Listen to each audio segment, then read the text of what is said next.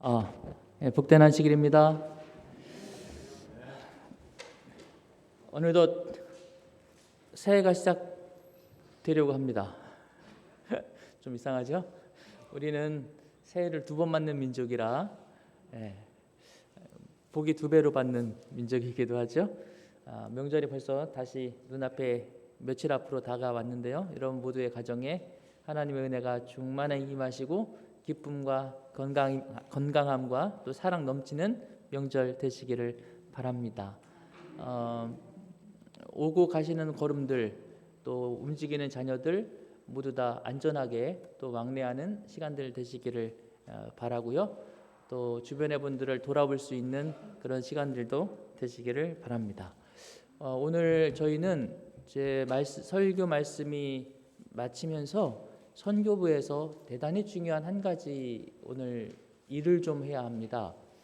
그래서 제가 설교 시간을 약간 조금 앞당겨서 마치고 오늘 NCD 교회 성장학 연구소에서 주관하는 교회 성장을 위한 설문을 좀 하려고 합니다. 그래서 선교부에서 오늘 그 일을 진행하는데요. 그 일을 하는 이유는 현재 우리 교회의 형편을 잘 살펴보기 위한 것이고요. 그것을 교회 성장 연구소로 보내면 여러분이 오늘 한 설문을 교회 성장 연구소에서 데이터를 내서 그 데이터는 오랫동안 개신교회의 성장과 관련돼서 연구된 재림교회뿐만 아니라 모든 교회의 성장을 모델을 만들어가는 연구소에서 하는 그 연구 틀이 있습니다. 거기에 맞추어서 교회를 진단하고 그 진단 결과를 2월 말에 충청 앞에 선교부장을 초빙해서 선교 주말 부흥회를 하면서 그 진단 결과를 통해서 우리 교회 형편 상황을 확인하고 성장을 위한 다음 계획을 착수하기 위한 과정을 밟습니다. 그래서 오늘 첫 번째 과정이고 대단히 중요한 과정입니다. 여러분이 꼭 기억해 주시고 오늘 모두 다 좀 참여해 주시면 좋겠습니다. 그래서 오늘 저는 여러분과 함께 타지 말고 빛나라라는 제목으로 말씀을 나누려고 하고요. 오늘 이 말씀 속에서 다시 한번 주님의 은혜와 또 사명을 함께 나누시는 시간 되시기를 바랍니다. 오늘 본문 마태복음 5장 14절에 있는 말씀입니다. 너희는 세상의 빛이라 산 위에 있는 동네가 숨기우지 못할 것이요 그랬습니다. 이 마태복음 5장이잖아요. 마태복음 5장을 가리켜서 다른 말로 뭐라고 부릅니다. 4글자. 산상보훈이라고 불러요. 한자인데 산상 어디에서? 산 위에서. 보훈 말씀을 전하셨다는 얘기죠. 이 산상보훈을 시작하는 그 예수님의 첫 설교가 뭘까요? 산상보훈 맨 앞에 있는 설교. 팔복. 역시 온양교회는 기분이 있어요, 그죠? 첫 발이 딱 하면 뒤는 다 나와요. 팔복입니다. 그래서 예수님께서 산 위에 오르셔서 침례 받으시고 4장에서 침례 받으시고 5장에서 이제 첫 그분의 공생애를 시작하시면서 하는 첫 설교로 산상수훈을 기록하는데 산 위에 올라가셔서 예수님이 팔복을 쭉 말씀하십니다. 팔복이 끝났어요. 그 다음에 하시는 이야기가 뭐냐면 오늘 우리가 읽는 이 말씀들입니다. 예수님은 팔복 다음에 너희는 뭐뭐이라 라는 2가지 이야기를 하십니다. 팔복은 하나님을 믿는 사람들인 우리들이 어떤 삶을 살아가야 되는가에 대한 8가지 정의라면 그 다음에 하시는 말씀은 하나님을 믿고 살아가는 우리가 누구인가라고 하는 정의를 2가지로 내리시는데 자 너희는 그 첫 번째가 너희는 세상의 소금이라가 첫 번째입니다. 소금이라. 2번째가 너희는 세상의 빛이라. 이게 2번째입니다. 그래서 예수님은 오늘 우리를 2가지로 정의하세요. 너희는 세상의 뭐다? 소금이다. 소금 손 들어보세요. 드셔야 돼 다. 예수님이 정의하셨잖아. 넌 뭐라고요? 소금이다. 소금 손 들어보세요.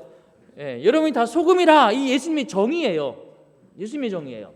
그 다음에 내가 누구냐? 예수님의 두 번째 정의가 뭐냐면 너희는 세상의 빛이다. 빛 손 들어보세요. 빛. 그렇지. 예, 여러분 다 세상의 빛이라. 이것이 예수님의 두 가지 정의입니다. 이 두 가지 정의는 각각 이렇게 설명할 수 있는데, 먼저 세상의 소금이다라고 하는 건 우리의 정체성에 관한 거예요. 그래서 너희는 세상의 소금이다 그러시면서 소금이 만약 그 무엇을 잃으면, 맛을 잃으면 이렇게 말씀하시잖아요. 그렇죠? 예, 그럼 세상에서 아무 쓸모가 없다는 것입니다. 버리워져요. 땅에 버려져서 그냥 지나가는 사람들의 발에 밟힌다 그 얘기죠. 저희 사택 올라가는 저 뒤에 문을 열고 사택 올라가는 계단이 있는데 그 앞에 창고가 조그맣게 하나 있어요. 문을 딱 열면 제일 앞에 뭐가 있는가 하면 소금 가마니가 있습니다. 소금 가마니. 근데 그 소금 가마니를 제가 뭐 한 데 쓰느냐 하면 주차장에 풀이 막 올라오잖아요. 그럼 제가 그 소금을 한 바가지를 퍼가지고 주방에서 물을 붓고 끓여요. 진하게. 엄청 진하게. 그리고 펄펄 끓는 그 물을 주차장 풀란 위에다가 솔솔솔솔 뿌려줍니다. 그럼 풀이 싹 죽어요. 뜨거워서도 죽지만, 뜨거우니까 당연히 죽겠죠? 그죠? 그런데 진한 소금물이기 때문에 한동안 풀이 안 나요. 그거를 화단에다가 하면 다 죽으니까 화단을 못하고 주차장에. 그래서 여러분이 물으셨을 거예요. 화단에는 풀이 나는데 주차장은 풀이 나다가 없어지고 소금물 때문에 그래요. 이 아이들도 놀고 그러니까 제초제를 뿌리면 해롭잖아요. 그래서 소금을 뿌립니다. 그러면 풀이 다 죽어요.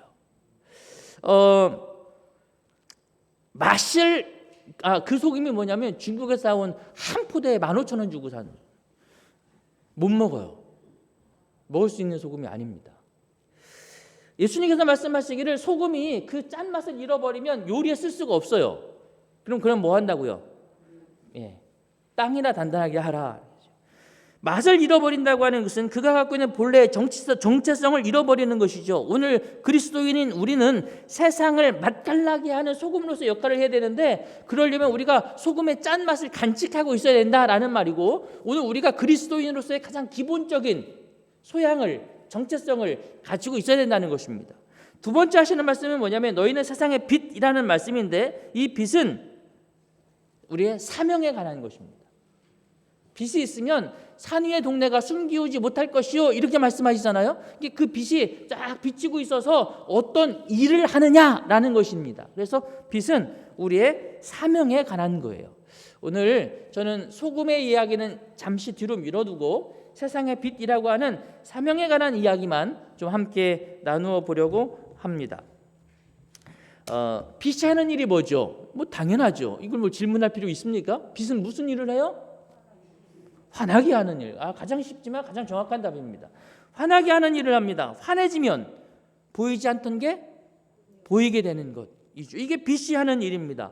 물론 빛이 하는 일은 보이게 하는 것뿐도 있지만 더 큰 일들이 있습니다. 식물을 자라게 하고. 식물만이 아니죠. 우리도 태양빛을 보지 못하면 우리도 병에 걸려요. 그래서 생명을 유지시키는 일을 하기도 하지요. 그러나 오늘 여기서 예수님께서 말씀하시는 우리의 사명으로서의 빛에 대해서 말씀하시면서는 산 위의 동네가 숨기우지 못할 것이요 이런 말씀을 하시고 계세요. 혹시 여러분 여기 젊은 세대는 잘 모를 거고 제 세대나 저보다 어른들 세대는 이거 아실 거예요. 등화관제. 아세요? 등화관제. 박정희 대통령 시절에 한 달에 한 번씩 예비군 훈련을 했어요. 15일이 되면 뭐죠 이게? 민방위 훈련, 소리 나는 거, 삐 소리 나는 거, 사이렌이 쫙 울리면 지나가는 차도 다 쓰고, 그죠? 예, 기억나십니까? 기억나요? 나는 분과 안 나는 분들의 세대 차이가 나요. 근데 밤이 되면 어떤 일을 했는가 하면 등화관제라는 것을 했습니다. 불을 다 끄는 거예요. 온 도시가 깜깜해집니다. 이거 왜 해요? 전쟁 훈련하는 것입니다. 전쟁이 나면 비행기가 날아서 공습을 하잖아요. 뭘 보고 공습해요? 불빛 보고 공습하는 거예요. 그러니까 공습을 피하려면 불빛이 새어나가면 안 되는 거죠. 그래서 깜깜하게 하는 거죠. 이게 하면 아무리 휘황찬란한 서울 도시도 그 순간 깜깜해집니다. 보통 뭐 처음에 시작할 때는 한 30분씩 하다가 나중에는 길다고 해서 20분 하다가 처음에는 한 달에 한 번씩 하다가 나중에는 뭐 1년에 2번 하다가 또 지나서는 한 달에 한 번, 1년에 한 번 하다가 이렇게 숫자와 횟수가 이렇게 변경되어지긴 했지만 꽤 오랫동안 이 등화간제라고 하는 것을 했어요.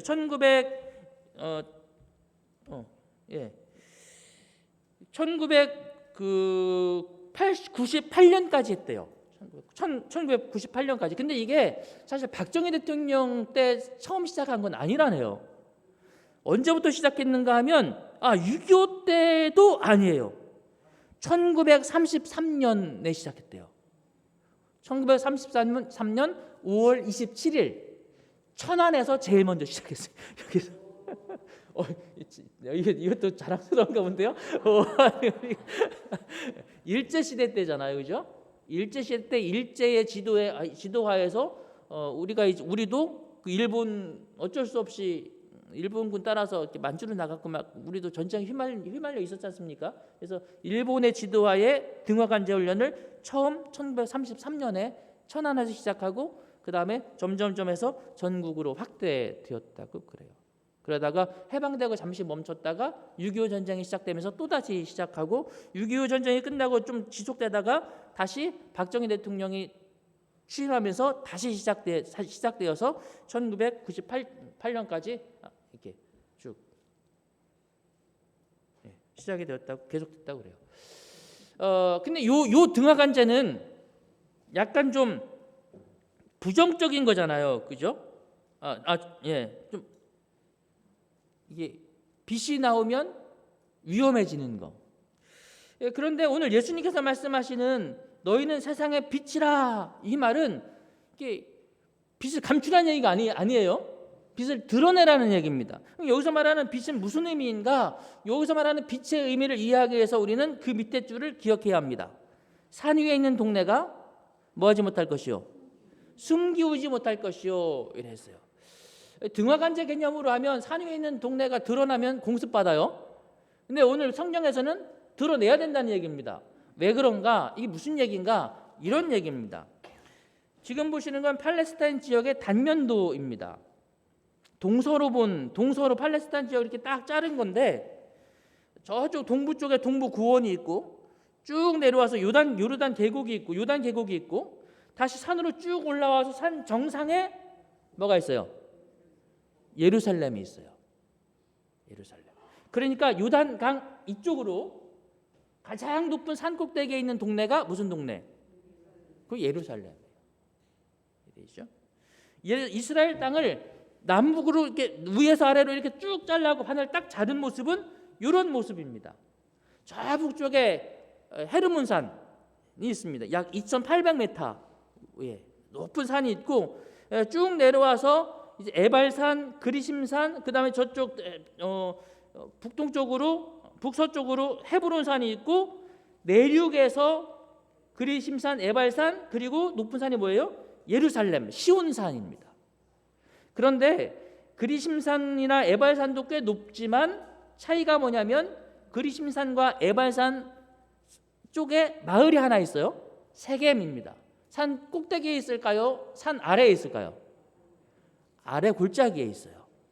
그런데 시온산은 꼭대기에 동네가 있습니다. 그 동네 이름이 뭐라고요? 그게 예루살렘이에요. 이해되시죠? 그러니 이스라엘 사람들이 예수님께서 말씀하실 때 산 위에 있는 동네라고 하면 딱 떠오르는 게 무슨 동네? 예루살렘이에요. 예루살렘. 그러므로 오늘 예수님께서 말씀하시는 너희는 세상의 빛이라 산 위에 있는 동네가 숨기우지 못할 것이요 라고 하는 이 말씀의 의미는 뭐냐면 예루살렘이 전 세계의 모든 민족, 모든 백성들에게 예루살렘이 가지고 있는 그 기능과 그 역할과 그 의미가 다 공개될 것이다. 모든 사람들이 예루살렘을 바라보게 될 것이다. 이사야의 예언이 이렇게 기록됩니다. 이사야 2장 2절로 3절. 마지막 날이 올 때에 여호와의 전의 산이 산들 꼭대기에 서고 언덕들 위에 높아지며 모든 민족들이 그리로 모여들 것이니 많은 백성들이 오면서 말할 것이다. 가자, 우리가 여호와의 산과 야곱의 하나님의 전으로 올라가자. 주께서 주님의 길을 우리에게 가르치실 것이니 우리는 그 길을 걸어갈 것이다. 이는 율법이 시온에서 여호와의 말씀이 예루살렘에서 나올 것이기 때문이다 라는 예언이 있어요. 온 세상의 사람들이 어디로 향할 것이라고요? 예루살렘으로 향할 것이라고요. 그래서 그곳에서 그들이 하나님을 발견하고 하나님의 말씀을 배우고 하나님의 뜻을 따라 길을 걸어가게 되는 그날이 올 것이다. 그러려면 예루살렘이 감추어져 있어야 돼요? 드러나 있어야 돼요? 드러나 있어야 하는 것입니다. 그 예루살렘이 드러나려면 예루살렘에 뭐가 켜져 있어야 된다고요? 등불이 켜져 있어야 된다고요. 빛이 켜져 있어야 된다고요. 그래서 예루살렘이 밝게 빛나야 된다고요. 그럼 누가 그 빛을 내느냐? 누가 예루살렘을 비추느냐? 누가 그 예루살렘을 밝게 해서 온 세상 사람들이 그 산 꼭대기에 있는 예루살렘을 바라보면서 우리가 저기로 가야겠다. 저기 진리가 있고 저기 생명이 있고 저기 우리의 하나님이 계시다. 가자. 이러려면 누가 그 빛이 되어야 되느냐? 누가요? 너희는 세상의 빛이라. 이게 그 말씀입니다. 이해되시죠?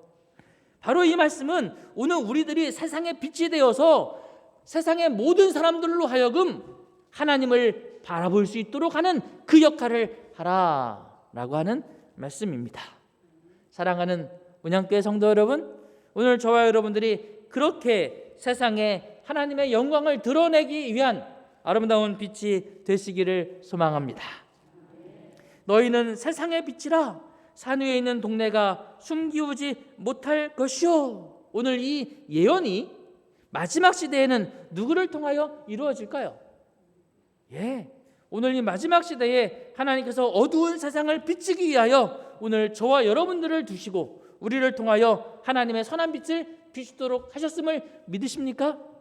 우리가 그 빛이 되어지기를 간절히 바라고 그 일을 이루시는 저와 여러분 되기를 소망합니다.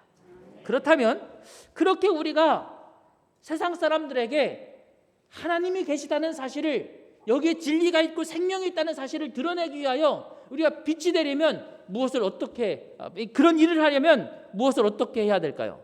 여러분, 빛이 세상을 비추기 위하여 무엇을 어떻게 하는가 한번 생각해 보세요.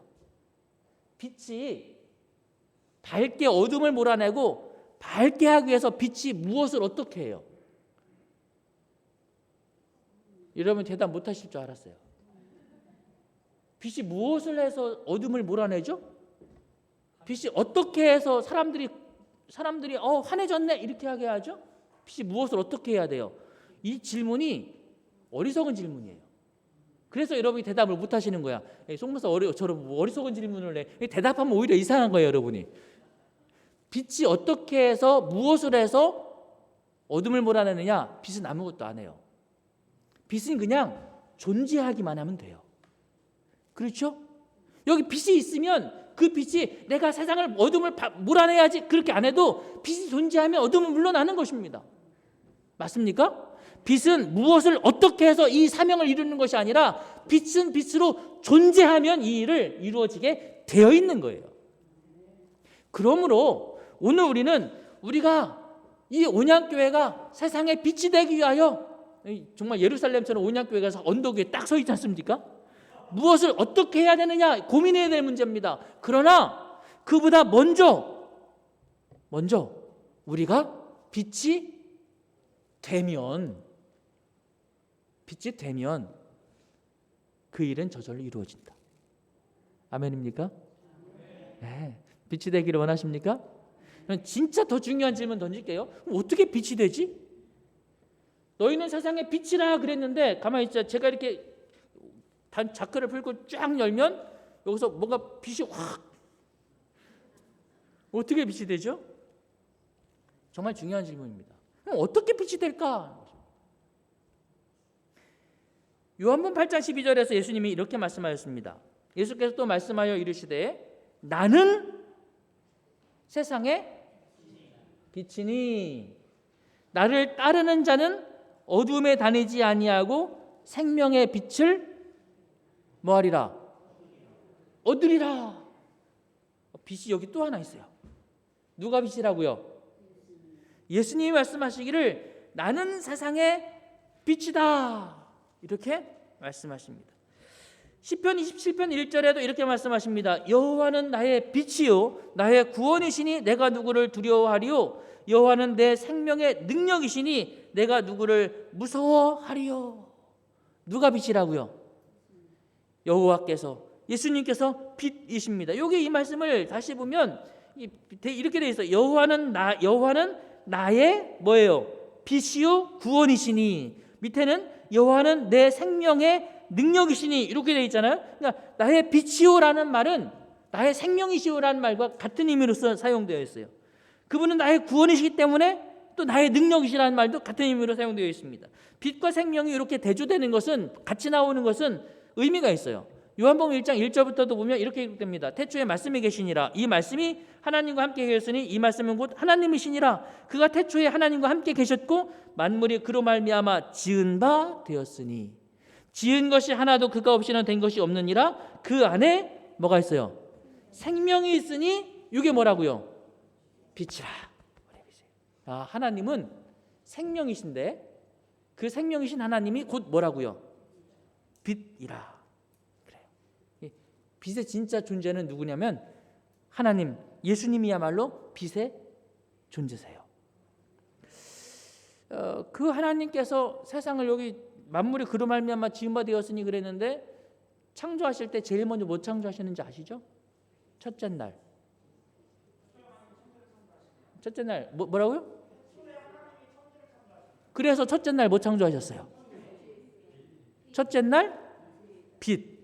하나님이 이르시되 빛이 있으라 하시니 뭐가 있었고? 빛이 있었고. 이게 빛입니다. 오르라고 하는 단어로 되어 있어요. 근데 재밌는 거는 넷째 날 하나님이 이르시되 하늘의 궁창에 광명체들이 있어 낮과 밤을 나누게 하시고 그랬어요. 광명체는 뭘 말하는 거냐면 태양, 달 이런 걸 말하는 거예요.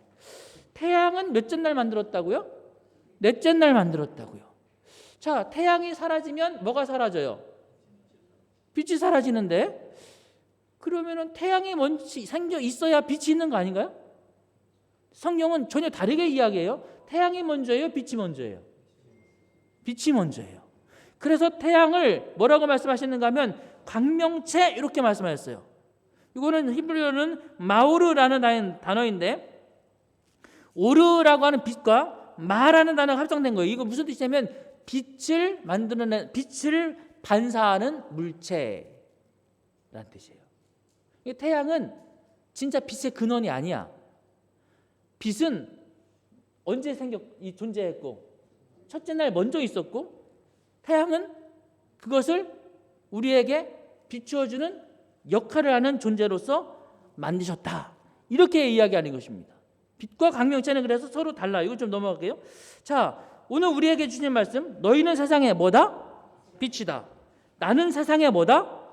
빛이다. 그러면은 세상의 빛이신 하나님과 세상의 빛인 우리는 같은 빛일까요? 다른 빛일까요?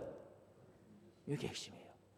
자, 예수님께서 너희는 세상의 빛이다 라고 말씀하시면서 이렇게 말씀하세요. 사람이 무슨 불? 등불을 켜서 말 아래 두지 아니하고. 우리는 빛인데 우리를 어떤 빛에 비유하셨는가 하면 등불의 빛에 비유하셨어요. 우리는 그러니까 빛은 빛인데 무슨 빛이라는 거예요? 등불이라는 거예요. 하나님은 빛의 근원이신 거고요. 그러니 그 빛은 크기에 따라 달라요. 능력에 따라서 다릅니다. 본질적으로 가장 큰 차이가 뭐냐? 이거 보세요. 등불입니다. 등불이 빛을 내기 위하여 어떻게 하는지 아시죠? 종지에 기름을 담아요. 그리고 심지를 기름에 적십니다. 그리고 그 심지에 불을 붙여요. 그러면 심지가 타면서 빛을 발한다. 맞아요, 틀려요? 맞아요, 틀려요? 틀렸죠. 심지가 타면서 빛을 발하는 게 아니라 기름이 타면서 빛을 발해요. 맞습니까? 네. 근데 우리는 보통 그냥 심지가 타면서 이렇게 말하지만 가만히 들여다보니까 심지가 안 타고 계속 뭐 하고 있어요? 계속 거기에 존재하고 있죠, 그죠? 네. 문제는 기름을 태우다가 기름이 뚝 떨어지면 그다음 어떻게 돼요? 잘 대답하셔야 돼요. 그렇죠. 기름이 떨어지면 뭐가 타요? 심지가 타버려요. 심지가 타버리면 불이 마침내 꺼지죠. 등잔불은 기름이 있어야 타는 것입니다. 오늘 주님께서 우리에게 말씀하시기를 너희는 세상의 빛이다. 그런데 너희는 무슨 불이다? 등불이다. 이렇게 말씀하십니다. 그러므로 우리가 세상의 빛의 역할을 감당하기 위하여 우리에게 반드시 필요한 것이 있는데 그게 뭐냐면 기름이라는 거죠. 기름은 성령을 상징하지 않습니까? 그래서 오순절 날 제자들이 성령을 받을 때 성령은 성령 받는 장면을 이렇게 묘사합니다. 마치 불의 혀처럼 갈라지는 것들이 그들에게 보여 각 사람 위에 한 개씩 이렇게 임했다. 불꽃이 하나씩 임해요. 마치 무엇과 같은가하면 등잔불에 불 켜져 있듯이 불이 한 개씩 임해요. 예, 성령 받은 사람이 다 지금 뭐가 돼버렸어요? 예, 등잔불에 심지가 돼버린 거예요. 뭐가 임했고? 기름인 성령께서 임했고 불이 탁 붙어가지고 원래 본래의 불은 누군데? 예수님이신데 그 불이 탁 붙으니까 성령을 태우면서 사람들 머리 위에 불꽃이 하나씩. 성령 받은 사람은 뭐가 되는 사람이다? 하나님의 빛을 비추는 성령의 능력으로 하나님의 빛을 비추는 심지가 된 등잔들이다. 이게 저와 여러분들입니다. 자, 그럼 우리는 이제 뭐라고요? 등잔에서도 뭐라고요? 심지. 그러므로 사랑하는 여러분, 오늘 우리가 빛이 되려면 기름이 있어야 된다는 사실을 잘 기억하시기 바랍니다. 기름이 떨어지면 타버려요. 1층에 보면 이런 게 하나가 있습니다. 이 난로죠, 그죠? 어느 날 보니까 그 위에 종이 쪽이 하나 이렇게 딱 놓여져 있어요. 저기 뭐라고 써 있는지 아시는 분? 끄지 마세요. 이렇게 써 있습니다. 제발 끄지 마세요. 장종원이 끕니다. 장장원이 오늘 어디 가 있어요? 불 끄셔야 되는데 왜 이렇게 써놨을까요? 끄면 불이 딱 꺼지는 순간 악취가 올라와요. 불이 꺼지는 순간 심지는 타버리고 난로에서는 악취가 올라와요. 사랑하는 믿음의 성도 여러분, 이게 저와 여러분의 운명입니다. 우리가 하나님의 사업을 하잖아요. 성령의 능력으로 하셔야 돼요. 다니엘이 포로로 잡혀가서 얼마나 정말 가슴 아픈 삶을 살아갑니까?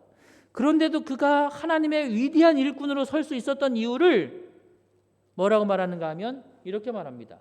그 후에 다니엘이 내 앞에 들어왔으니 그의 안에는 거룩한 신들의 영이 있는지라.